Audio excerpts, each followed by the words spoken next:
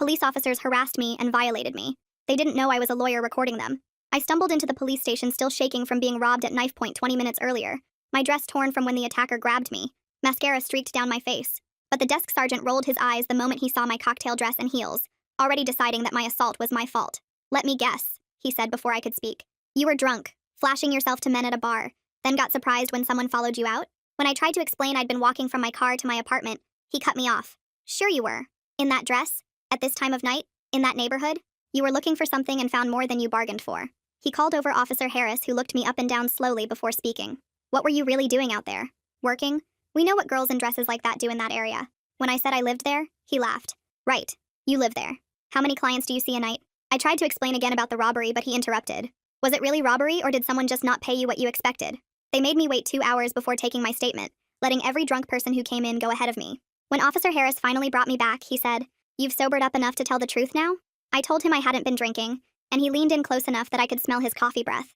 "I can smell the wine on you. How many drinks did you really have? 3? 4? More?" When I described the attacker, Officer Mitchell joined us and said, "So you got a good look at him? In the dark? While you were terrified? Or are you making up details now?" He turned to Harris. They always remember more than they could have seen, trying to make themselves sound credible. I showed them the cut on my arm from the knife, and Mitchell said, "That could be self-inflicted. We've seen girls do worse for attention." Harris asked what I was wearing for the report, then added, "That dress is basically an advertisement. You can see everything. What did you expect walking around like that?" Mitchell chimed in, "It's like leaving your car unlocked with cash on the dashboard. You're asking for trouble." When I said that wasn't relevant, Harris said, "Everything's relevant when you're dressed like you're for sale." They asked for my phone to check for evidence, and started scrolling through my photos. Lots of party pictures here, different guy in each one. "You sure one of your boyfriends didn't just get rough?" Mitchell showed Harris a beach photo. "Look at this one. She definitely likes attention. Probably made the whole thing up when someone didn't give her enough." When I insisted on filing a report, Mitchell said, "You know filing a false report is a crime, right? If we find out you're lying about any of this, you'll be the one in handcuffs." Harris added, "We've had girls like you before. Make up stories when their night doesn't go as planned. When the drugs wear off, they regret their choices and cry robbery." Harris stood up and walked around me slowly. "Stand up. Turn around. I need to see if your story matches your injuries."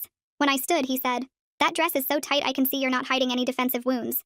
Usually real victims fight back. You don't have a scratch except that little cut." He made me turn in a full circle while he narrated to Mitchell about how untraumatized I looked. Mitchell grabbed my purse and dumped it out. "Let's see what you're really carrying. Condoms? Paraphernalia?" He found my work ID tucked in a pocket but didn't look at it, just tossed it aside. "Pepper spray? But you didn't use it? Sure you weren't just meeting someone you knew? Maybe the transaction went bad?" He pocketed the $20 from my wallet. "Evidence." Harris leaned back and said, "Here's what really happened. You were out looking for a good time, maybe selling yourself, maybe just drunk and stupid. Someone took advantage of your bad decisions. That's not robbery, that's consequences." Mitchell nodded. "We could arrest you for public intoxication, solicitation, maybe drug possession if we search you properly, or you can stop wasting our time with this fake report." I finally pulled out my actual business card and placed it on the table. "No, here's what really happened. I'm a prosecutor with the DA's office. I've been recording this entire interaction from the moment I walked in. I showed them my phone displaying the recording app running for the past 2 hours and 17 minutes. Every single word you've said is on tape." Both officers went completely gray, their mouths hanging open as they stared at the logo on my card. I held up my phone and turned the screen toward them, showing the recording app still counting up the seconds. The red recording dot pulsed steadily as the timer showed 2 hours, 17 minutes, and 43 seconds. Harris's face went from gray to white as he watched the numbers tick upward. Mitchell's hand started moving toward my phone like he was going to grab it. His fingers got within inches before he froze, realizing that snatching evidence from a prosecutor would make everything worse. Harris pushed back from the table so hard that his chair tipped backward. The metal legs scraped against the floor before the whole thing crashed down behind him. The sound echoed through the small interview room like a gunshot. Mitchell jumped at the noise and his knee hit the underside of the table. My purse items scattered across the surface rattled from the impact. I stood up slowly, keeping my phone visible in my hand the whole time. Neither officer moved or said anything as I started gathering my things from the table. My work ID went back in my purse along with my pepper spray and wallet. Mitchell had left the $20 bill sitting next to his notepad. I picked it up and put it back in my wallet while both officers watched. Harris stayed frozen next to his fallen chair while Mitchell sat completely still. I told them I needed to get medical attention for my injuries now.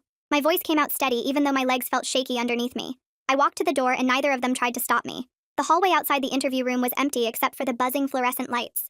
I could hear voices from the main area of the station as I walked toward the exit. My hands shook as I pulled out my phone to text Bianca while walking. The message was simple, but my fingers kept hitting the wrong letters. I had to delete and retype it 3 times before getting it right. At police station. Was robbed. Officers harassed me. Have full recording. Leaving now.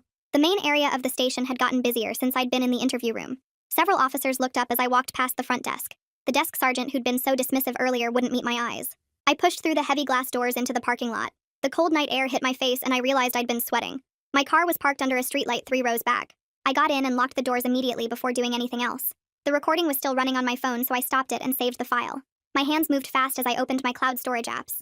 I uploaded the audio file to Google Drive first, watching the progress bar slowly fill. Then I opened Dropbox and uploaded it there too as backup. While those uploaded, I attached the file to an email and sent it to my work account. The file was huge, so it took forever to send. I sat there for 5 full minutes making sure everything saved properly. Through my windshield, I could see the station's front windows. Harris and Mitchell were visible inside, standing near the desk sergeant's area. They were having what looked like an intense conversation with lots of hand gestures. Harris kept pointing toward the parking lot while Mitchell shook his head. The desk sergeant had his arms crossed and looked angry. I started my car but didn't drive away yet. Instead, I called the station's main number and asked to speak with Watch Commander Leo Barnett. The receptionist put me on hold for a minute before coming back. She said Commander Barnett wasn't available right now. I hung up and called Bianca's cell phone instead. It went straight to voicemail, so I left a detailed message. My voice cracked partway through describing what Harris and Mitchell had done. I had to pause and take a breath before continuing. I explained about the recording and that I'd already backed it up.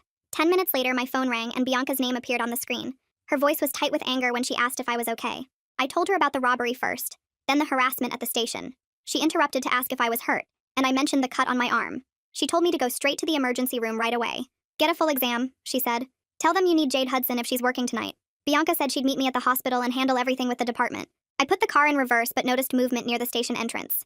2 officers had come outside and were watching my car. One started walking toward the parking lot, so I quickly backed out of my spot. As I drove toward the exit, the officer raised his hand like he wanted me to stop.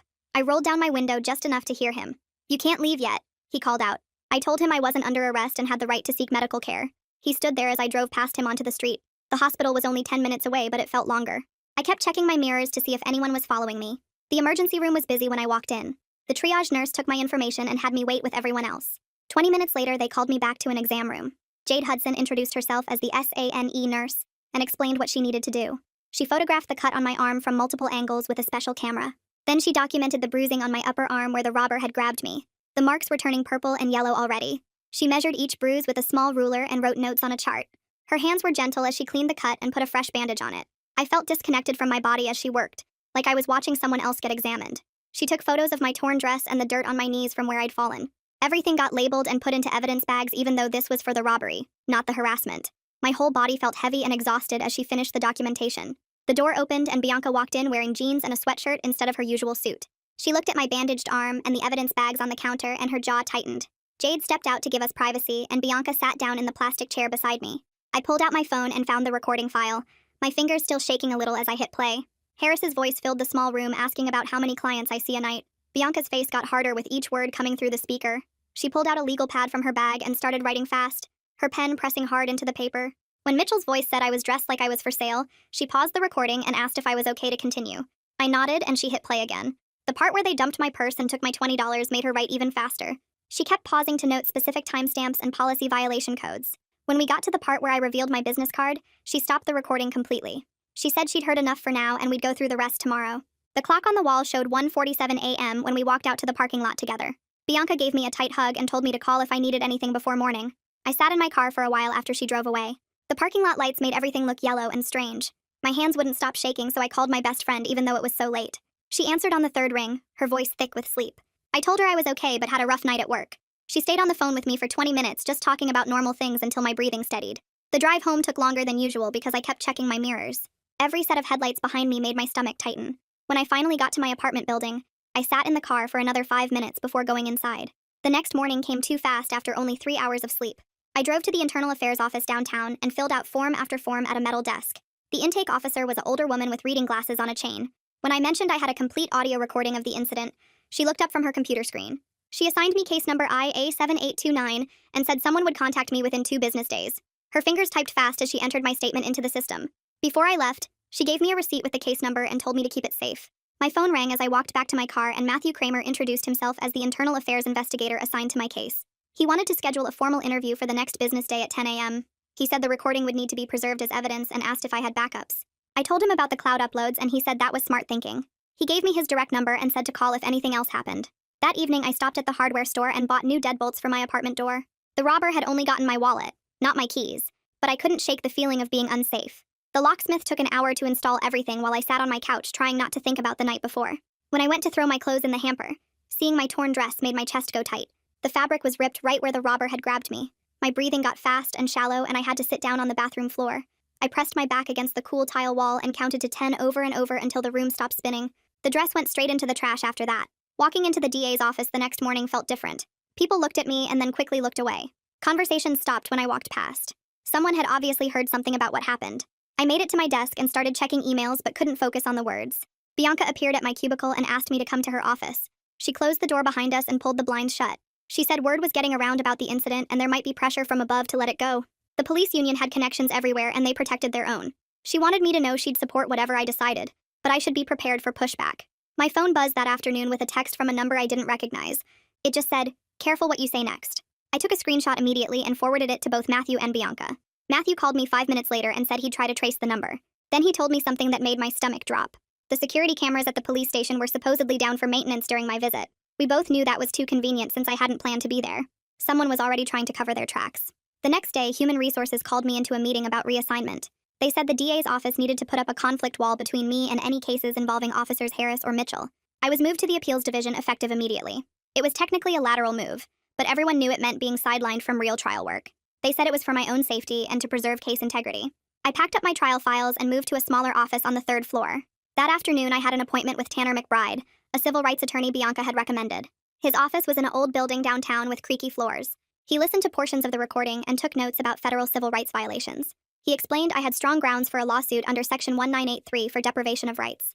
The case could take years but might be the only way to get real accountability. He said to think about it and call him when I was ready to move forward.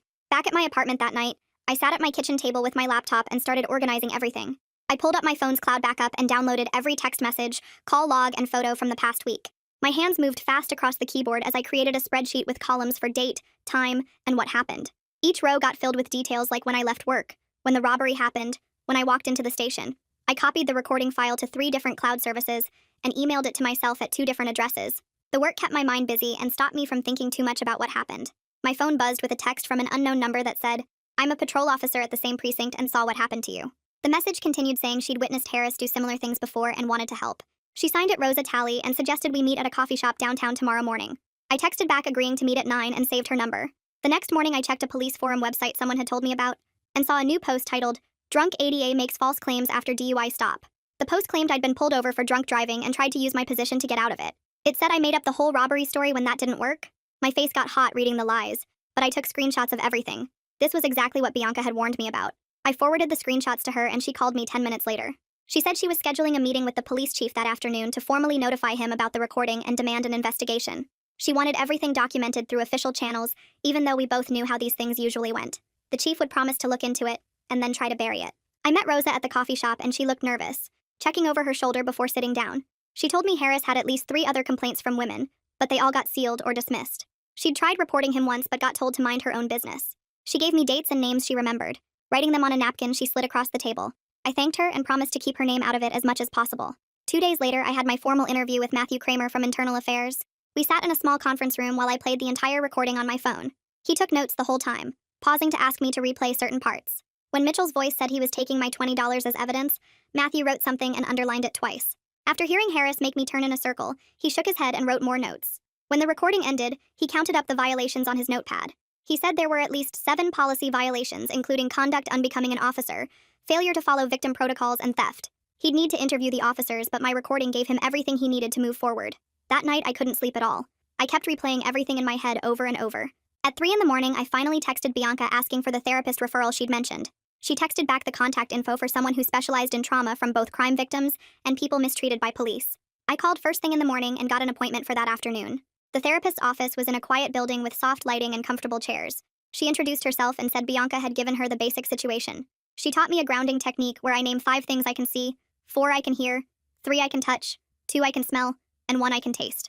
We practiced it together when I started feeling panicked talking about the robbery. She said both the attack and the harassment were traumatic, and my reactions were completely normal. She gave me homework to practice the grounding technique twice a day. The next week, Matthew called to warn me that the police union had hired a lawyer who was already spreading a story. The lawyer claimed I'd been drinking heavily, and the officers were just doing their job investigating a suspicious person. He said this was standard union tactics to muddy the water and make everything seem less clear. The lawyer was demanding to see my medical records from the hospital to prove I was drunk. Matthew said not to worry because the recording spoke for itself. but it still made me mad that they were trying to flip everything around. The hospital called that afternoon about my lab results from the exam. The nurse said everything came back normal with no drugs or unusual substances in my system. My blood alcohol was 0.0, which proved I hadn't been drinking despite what the officers claimed. The only issue was that the results were from hours after the incident, so the union lawyer would probably say I'd sobered up by then. It was frustrating that even with all my evidence, they could still try to twist things. Tanner called me the next day saying he was sending preservation letters to the police department. These legal documents required them to keep all records, emails, and communications about my case. He was also preparing subpoenas for Harris and Mitchell's phone records and department emails. He wanted to see if they'd texted each other about me or talked to other officers about covering things up. The legal process was starting to move forward even though it would take months or maybe years to finish. 3 days later, I noticed the same dark sedan in my rearview mirror on my way to work. Then again when I left for lunch and once more when I drove home. The windows were tinted so I couldn't see the driver, but the license plate started with 7G4 and had a small dent in the rear bumper. I took different routes the next 2 days and the car kept showing up, always staying 2 or 3 cars behind me. On the third day, I drove straight to a different police station across town and walked inside with my phone already recording. The desk officer there, a woman with short gray hair, listened to my whole story without interrupting and wrote down the plate number I'd memorized. She told me she'd put extra patrols near my apartment building and gave me her direct number in case I saw the car again. 2 days later, Rosa texted asking if we could meet somewhere private to talk about my case. We picked a coffee shop 20 minutes outside the city where nobody from the department would see us. She arrived wearing sunglasses and a baseball cap, checking over her shoulder before sitting down. She pulled out her phone and showed me screenshots she'd taken of Harris's personnel file when she was covering a shift in records. There were 3 sealed complaints from women who'd reported being groped or propositioned during arrests, plus 2 more for making sexual comments to female suspects. She said the department buried these every time because the women were usually drunk or had criminal records, so nobody believed them. She deleted the photos from her phone right after showing me, saying she could lose her job or worse if anyone found out she'd accessed sealed files. The next morning, Matthew called to confirm what Rosa had shown me was real, but said getting official access to those sealed complaints would need approval from the police chief himself. The system was designed to protect cops like Harris by making it nearly impossible to prove patterns of behavior. He said my recording was the first solid evidence they'd had that couldn't be explained away or buried. Later that week, Bianca came back from a department leadership meeting looking frustrated and angry. She told me the deputy district attorney had suggested I should consider dropping the complaint for the good of office relations with the police. Bianca had pushed back hard, reminding them that officers had stolen money from me and threatened false charges, but several people in the meeting thought I was making too big a deal out of it. She said she'd keep fighting, but warned me that I was becoming isolated in the office. Through public records requests that Tanner filed, we got maintenance logs for the police station and found something suspicious. The security cameras had gone into maintenance mode at 11:47 p.m., just 8 minutes before I'd walked in after the robbery. The maintenance was manually triggered from the watch commander's computer, not an automatic system update like they'd claimed. Someone had deliberately turned off those cameras. A week later, I got forwarded a police union email that had gone out to all members. It called me an anti-cop prosecutor who was trying to destroy good officers over a misunderstanding. The email suggested that officers should think carefully before cooperating with any cases I was involved in. Within days, I noticed officers at the courthouse would turn away when they saw me coming or whisper to each other as I passed. The ones I'd worked with before on cases suddenly became cold and formal, giving me only the bare minimum information I needed. Tanner sat me down in his office with a thick folder of similar cases and explained the reality of suing the police. He said civil lawsuits typically took 2 to 3 years minimum and would cost at least $20,000 in legal fees and depositions. We talked about getting funding from civil rights organizations or doing a contingency fee arrangement where he'd take a percentage of any settlement. Despite the long timeline and high costs, I decided to move forward because letting them get away with it would mean they'd keep doing it to other women. Matthew discovered something else during his investigation that made everything worse. Department policy required all officers to activate body cameras before any citizen interaction, but both Harris and Mitchell had kept theirs turned off during my entire visit. When Matthew pulled their camera logs, it showed they'd both manually deactivated them right before bringing me to the interview room. This wasn't just misconduct anymore. It was a deliberate pattern of covering their tracks. I spent a whole weekend writing an op-ed about police accountability and what happened to me, laying out how the system protects bad cops and punishes victims who speak up. But after talking with Bianca and Tanner, I decided not to publish it yet because it might hurt the investigation and give the union ammunition to claim I was biased. Keeping quiet when I wanted to scream the truth to everyone was one of the hardest things I'd ever done. Finally, 6 weeks after everything started, we got notice that an administrative hearing date had been set. Bianca, Tanner, and I started meeting twice a week to prepare my testimony and go over all the evidence we'd collected.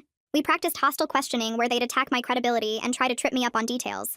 Having structure and a clear date to work toward helped with the anxiety, even though I felt sick every time I thought about facing Harris and Mitchell again in that hearing room. 2 days before the hearing, my phone buzzed with a text from Rosa saying she'd been stuck with midnight shifts all week since talking to the investigators. She wrote that other officers were giving her the cold shoulder, and she was thinking about backing out of testifying. I felt sick reading her message because she was risking her whole career to help me. I texted back that I understood if she needed to protect herself, but thanked her for everything she'd already done. That same night, I spread all my evidence across my dining room table and started building a huge binder with tabs for each policy violation. I printed transcripts of the recording with timestamps highlighted in yellow marker next to the exact department policies they broke. My hands kept shaking as I organized everything, but having a task to focus on helped calm my nerves. Bianca came over to help me practice answering hostile questions, and we went through every possible attack they might throw at me. She pretended to be the union lawyer and asked me why I didn't immediately identify myself as a prosecutor if I wasn't trying to trap them. We practiced my answer 20 times until I could say it without my voice cracking. The next morning, a courier delivered an official envelope from the police department's legal team. Inside was a settlement offer for $15,000, but it came with a non-disclosure agreement that would prevent me from ever talking about what happened. I called Bianca immediately and told her there was no way I'd sign something that let them sweep this under the rug. She agreed completely and said silence would just let them keep doing this to other women. 3 days later, I walked into the administrative hearing room wearing my most conservative suit with my binder clutched against my chest. Harris and Mitchell sat at a table across the room in their dress uniforms, looking straight ahead without acknowledging me. My legs felt weak as I took my seat at the witness table, but I forced myself to sit up straight. The hearing officer asked me to state my name for the record, and my voice came out as barely a whisper at first. I cleared my throat and started again, louder this time, telling my story from the beginning. As I described walking into the station after being robbed, my voice got stronger and steadier with each word. I played the recording through the room's speakers and watched Harris's jaw clench when his voice filled the room saying I was dressed like I was for sale. Mitchell shifted in his seat when we got to the part where he pocketed my $20. After my testimony, Matthew took the stand and laid out his investigation findings in careful detail. He confirmed that both officers violated the body camera policy by manually turning them off before our interaction. He showed logs proving the desk sergeant never called for a supervisor despite policy requiring it for assault victims. The union lawyer tried to argue that the officers were just doing their job, but Matthew had documentation for every single violation. During a break, Rosa found me in the hallway and handed me a manila envelope with printed text messages inside. The messages showed other officers joking in a group chat about teaching the uppity prosecutor a lesson and making sure I knew my place. Rosa's hands were shaking as she gave them to me, and I squeezed her arm in thanks before she hurried away. When we went back in, I submitted the texts as evidence and watched the hearing officer's face get harder as she read through them. Her eyebrows pulled together when she got to the part where someone wrote that they should have arrested me just to see how I liked being in cuffs. After 2 more hours of testimony and arguments, the hearing officer announced she was ready to issue her findings. She sustained violations for conduct unbecoming an officer, failure to activate body cameras, theft of property, and 2 other policy breaches. 2 charges about improper detention weren't proven, but we'd won on the major points that mattered most. The union representative immediately stood up and announced they'd be filing an appeal within the hour. By the end of the day, both Harris and Mitchell were suspended with pay pending the arbitration process. It made me angry that they were still getting their paychecks, but at least they couldn't hurt anyone else while suspended. The next week, my supervisor called me into her office to discuss a reassignment to the white-collar crime unit. She framed it as a promotion with better hours and more interesting cases, but we both knew it was really about keeping me away from patrol officers. The white-collar unit meant dealing with federal agents and forensic accountants instead of street cops who might hold a grudge. I accepted the transfer because it was actually a step up, even if the reason behind it made me mad. Tanner called that afternoon to tell me he'd filed our civil lawsuit against the city and department. Within 3 days, the city attorney's office sent over their first settlement offer of $10,000. Tanner laughed when he read it to me over the phone and said they were testing to see if I'd go away cheap. We rejected it immediately and started preparing for what we both knew would be a long fight ahead.